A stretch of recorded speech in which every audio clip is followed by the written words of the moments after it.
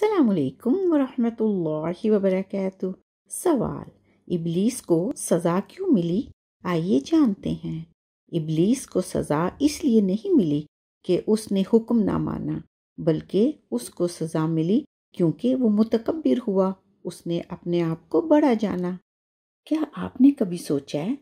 ابلیس نے اپنے آپ کو بڑا جانا اور کہا، میں تو آگ سے بنا ہوں اور آدم مٹی سے۔ لیکن یہ کیا؟ جب مٹی کو آگ پہ ڈالتے ہیں، آگ تو بجھ جاتی ہے، تو پھر غرور کس بات کا؟ سوال: اللہ سبحانہ و تعالی کا حجاب کیا ہے؟ آئیے جانتے ہیں۔ اللہ سبحانہ و تعالی کا حجاب نور ہے۔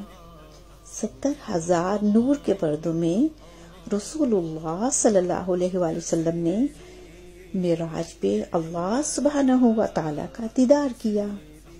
قبر میں خوشبودار پانی۔ محترم محمد حسین صاحب MA لکھتے ہیں، ملتان کے قریب ایک اسٹیشن شیرشاہ نامی ہے۔ چند سال ہوئے وہاں ایک اسٹیشن ماسٹر متعین تھا جو ایک ہتھیلی پر ہمیشہ پٹی باندھے رکھتا تھا۔ وہ دن میں 2-3 بار پٹی کھول کر اپنی ہتھیلی کو چاٹ لیتا تھا۔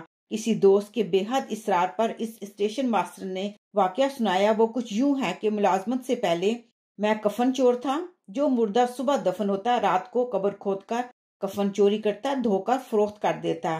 ایک رات میں نے ایک قبر کھولی، یہ دیکھ کر حیران رہ گیا کہ مردے کا منہ کھلا ہوا ہے اور قبر کی چھات میں سے قطرے مردے کے منہ میں گر رہے ہیں، حالانکہ قبر کے باہر تمام جگہ خشک تھی، پانی کا نام و نشان نہ تھا۔ پھر میں اپنا ہاتھ قبر کے اندر بڑھایا تو وہ پانی اتنا خوشبودار تھا کہ دنیا کی کوئی چیز اتنی خوشبودار نہیں۔ پھر میں نے ہاتھ بڑھایا اور پانی چکھا تو وہ اتنا لذیذ پانی تھا کہ دنیا میں کوئی چیز ایسی لذیذ نہیں چکھی۔ یہ دیکھ کر میں نے اس برے فعل یعنی کفن چوری سے سچی توبہ کی۔ اب حالت یہ ہے کہ پانی تو کب کا ختم ہو چکا ہے، لیکن ہتھیلی پر پٹی باندھ رکھی ہے۔ دن میں 2-3 بار اس ہتھیلی کو چاٹ لیتا ہوں، نہ خوشبو میں کمی آئی نہ لذت میں۔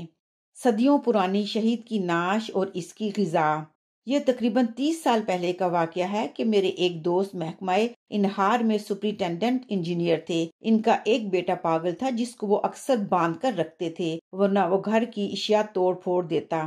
ایک روز نوکر کی بے توجہی کی وجہ سے وہ لڑکا ڈرائنگ روم میں گھس گیا اور ہزاروں روپے کا نقصان کر ڈالا۔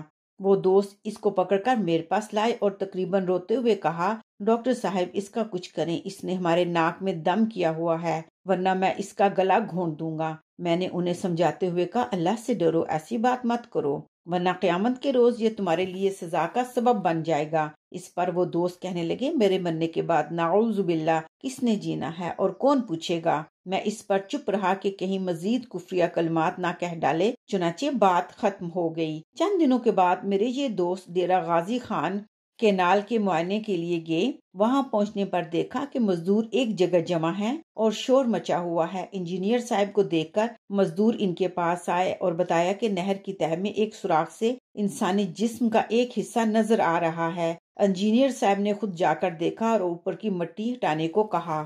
جب مٹی ہٹائی گئی تو نیچے سے پوری انسانی نعش نظر آ رہی تھی۔ اس نعش میں 2 باتیں حیران کن تھیں۔ ایک تو ان کے کپڑے خون آلود تھے، جس سے اندازہ ہوا یہ کسی شہید کی نعش ہے۔ دوسرے، اس کے منہ کے اوپر ایک پھل نما چیز رکھی ہوئی تھی جس میں سے وقفہ کے بعد کچھ قطرے نعش کے منہ سے گر رہے تھے۔ نہر کی گہرائی تقریباً 20 فٹ تھی اور یہ نعش اس سے بھی نیچے مٹی میں محفوظ تھی، جس سے یہ اندازہ ہوا کہ اس آدمی کو دنیا سے کوچ کیے صدیاں گزر چکی ہیں۔ اسی شام کو انجینئر صاحب میرے گھر آئے اور مجھے پورا واقعہ سنا کر کہنے لگے کہ قرآن پاک میں جو کہا گیا ہے کہ شہیدوں کو مردہ مت سمجھو بلکہ وہ زندہ ہیں اور رزق دیے جاتے ہیں، میں اس آیت کی زندہ مثال دیکھ کر آیا ہوں اور مجھے مکمل یقین ہے کہ مرنے کے بعد بھی ایک زندگی ہے جس میں یوم حساب بھی ہے، کیونکہ اگر ایسا نہ ہوتا تو زمین اس شہید کو بھی کھا جاتی جو صدیوں سے زمین کے اندر محفوظ ہے۔ کہنے لگے کہ ایسا لگتا تھا جیسے مردہ اسی وقت کے انتظار میں ہے کہ جب اللہ تعالیٰ دوبارہ زندگی دیں گے اور اس میں روح پھونکیں گے اور یہ یوم حساب کے لیے اٹھ کر کھڑا ہوگا۔ میں نے انجینئر صاحب سے عرض کیا کہ آپ کے اور ہمارے قیامت پر ایمان لانے میں فرق ہے۔ ہم رسول اللہ صلی اللہ علیہ وآلہ وسلم کی بات سن کر ایمان لے آئے اور آپ نے جب تک مشاہدہ نہیں کیا آپ کو یقین نہ آیا۔ اس واقعے کے بعد انجینئر صاحب اپنے لڑکے کو نقصان پہنچانے کے ارادے سے بھی باز آ گئے اور آخرت کے بارے میں بھی اپنی سابقہ آزاد خیالی سے بھی پکی توبہ کر لی۔ شکراً۔